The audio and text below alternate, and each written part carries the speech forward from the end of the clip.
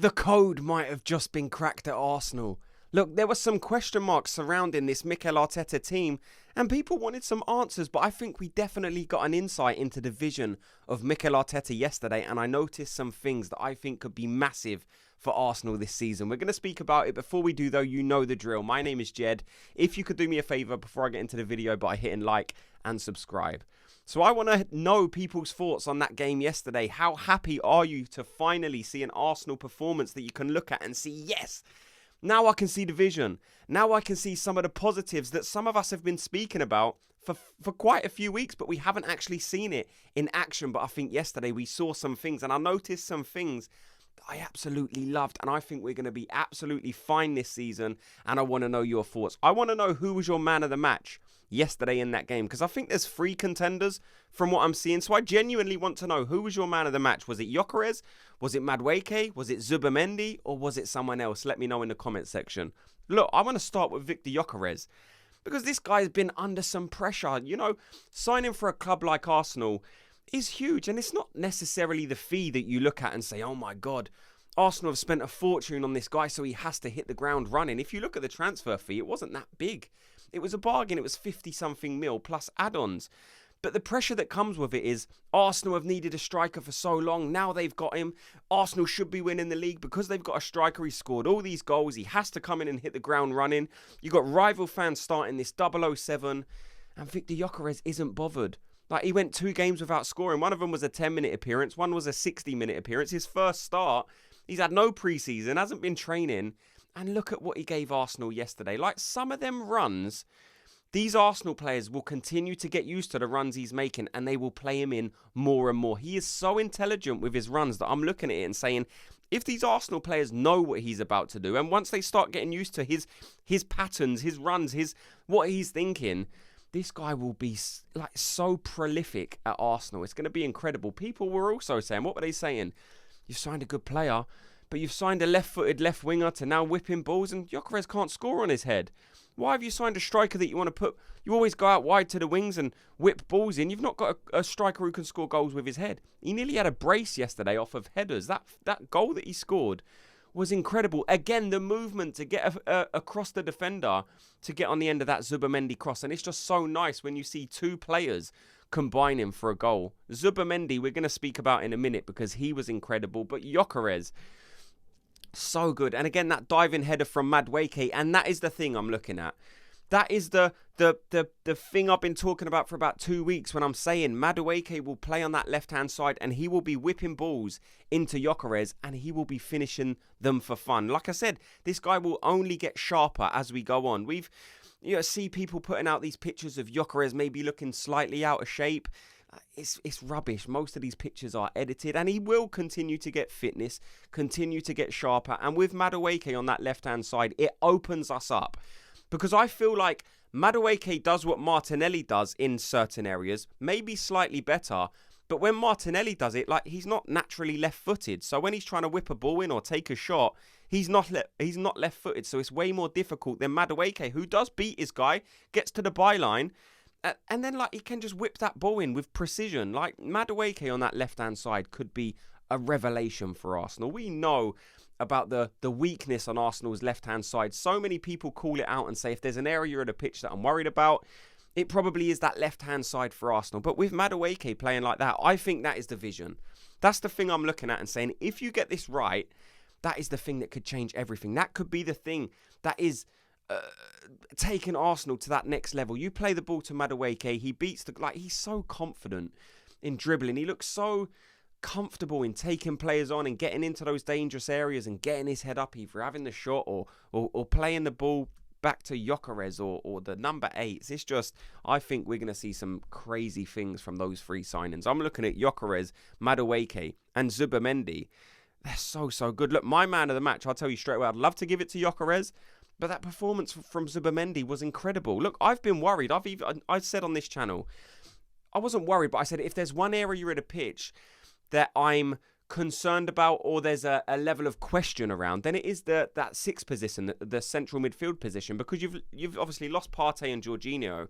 You've brought in Zubimendi and Norgard. So there's a level of uncertainty because you've changed that whole position. So no matter what, you can never go back to that.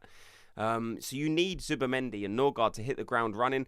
Zubimendi's doing exactly that. This guy is so good. I was kind of thinking, right, if the rest of the strikers, the wingers, the defenders, if they go up a level and maybe we drop a tiny bit in central midfield, we can still have a better season.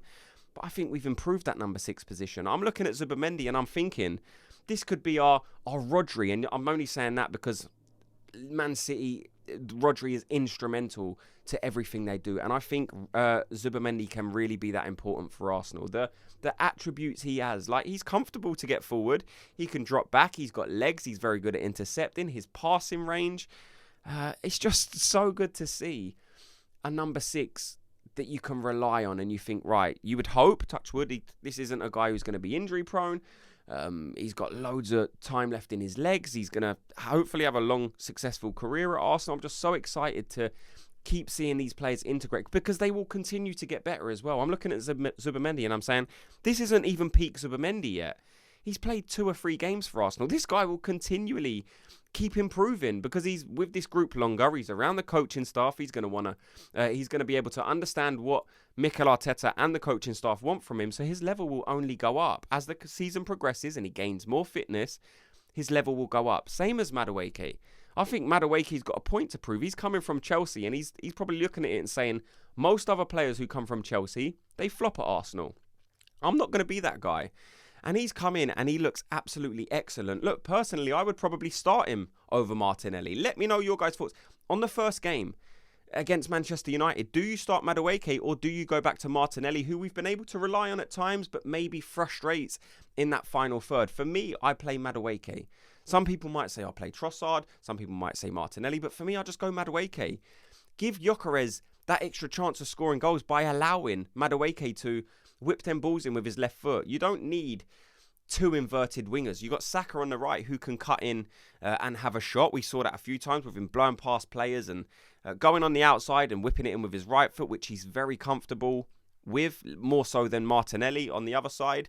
So let Saka be the one to cut in and have a shot and allow Madueke to come out wide or maybe drift slightly inside and beat his players and then find Gyökeres. I think this front 3 could be deadly. It could be the best front 3 in the league. And I'm not getting ahead of myself. I'm just saying, if everything clicks into place, this front 3 could be scary for Arsenal. Madueke really could click up a level. If he's flinging in balls to Gyökeres constantly and Gyökeres is scoring, Madueke's numbers will be incredible.